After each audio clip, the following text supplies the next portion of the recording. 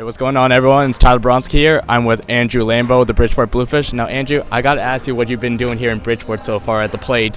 Ever since you came to this team, man, you've been killing it. You're batting .351 on the year. And even this past Sunday, you in the doubleheader against New Britain, 3 home runs, 2 in the first game, 1 in the second.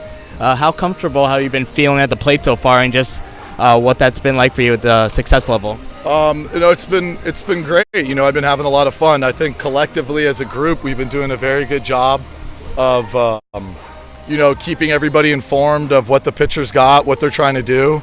I think we do a great job of fueling off each other. I mean, I'm coming up to the plate most of the times with runners in scoring position, and obviously that's putting pressure on the pitcher, and it's creating a lot of great things. I mean, it's definitely not a one-man team right now. We're definitely collectively as a group producing, pitching and offense. I mean, we're doing a great job right now.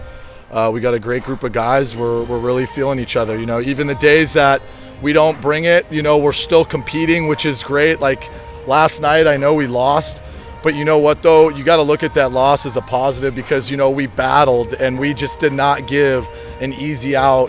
And that's the identity of a good team, is just never surrendering. Absolutely.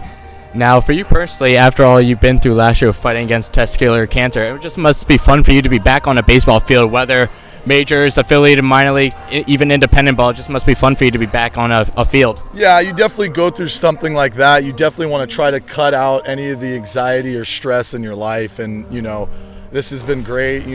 Coming to the field, it's you have a good game. That there's no politics involved. You're going to be playing, so it's nice, man. It's nice to wake up and get the routine back. I've even prior to last year, I was out all year with my both plantar fasciitis in my feet. So this has been great. Like, I've just been needed to get at bats. Like, my swing's coming along. It's definitely not where we want to be, but it's definitely getting better, just by more of the at-bats. Machete, sees that. He sees just the more swings I'm getting, the more I'm getting relaxed, and I'm being able to start, driving some balls with some authority. So, it's great. I mean, obviously, you get some news like that, it definitely brings you down, but whatever, you got to keep fighting. Absolutely. Now let's talk about your affiliated minor league career a little bit. You began your career with the Dodgers organization. Back in 2009, Baseball America rated you as their top prospect in the Dodgers organization. Did the top prospect label ever weigh in on you at the time? No. No, no, not at all. That stuff doesn't really get. I mean, in fact, it does more damage, because, then you feel like, you're more entitled, when it's just, in reality, it's just a ranking and you still have more to go. So, I mean, I think my way I work and function is kind of a grinder, and sometimes guys get there and then they kind of don't know what to do.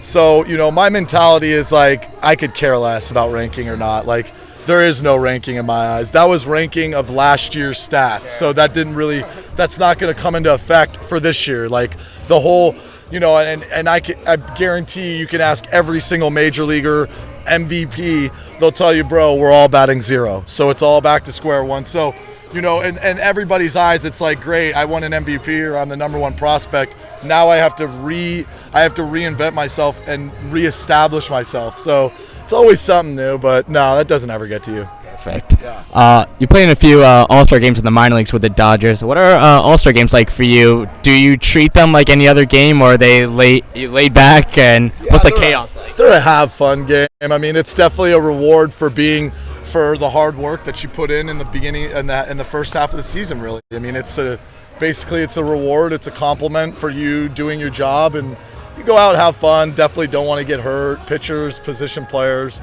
get your swings in, have some fun, and get out of there healthy and get back to the season. I mean, definitely. Now, when you were traded to the Pittsburgh Pirates at AA with Altoona, you actually hit for the cycle, which is a pretty special moment for you. For the fans that don't know, can you speak on the hit sequence of the cycle, and just did you know at the time you were getting the cycle? It was, believe it or not, I'm sorry it was 2013, so it wasn't the year I got traded in 10. It was in 13. I had a good half in 10 when I got traded. In 11, I kind of scuffled. I had a good learning experience. It was actually the best thing in my life. and then 12, unfortunately, I tore my TFCC. So 13 was my year, and that was the year. It was actually off Salazar. So the funny thing was, the day started out of just like make some contact, because he's throwing 98. He's 5'8" with a splitty, and so the beginning of the day was just kind of like barrel the ball, and it started with like a jam shot double, like over the third baseman's head, and then I got a single, like another jam shot single, and then we kind of banged up Salazar. We got him out of the game, and then I hit the triple, and then I kind of had a thought a little bit. And then I think it was the next at bat. I did it in all 4 at bats, and then the next at bat I had an absolute bomb, and it felt good. And you don't really realize it till you come in, and then like everybody's like, "Congrats, way to go!" And yeah, it's a good feeling. I mean, obviously, but you definitely got to wake up the next day and do it all over again. So it's fun. That's awesome.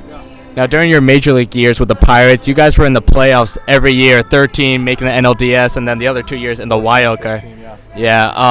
I know you didn't get to participate in those games, but can you speak on maybe like the atmosphere, the energy from the fans? No, the dugout. I mean, just being in batting practice. I mean, especially in the playoffs in 13.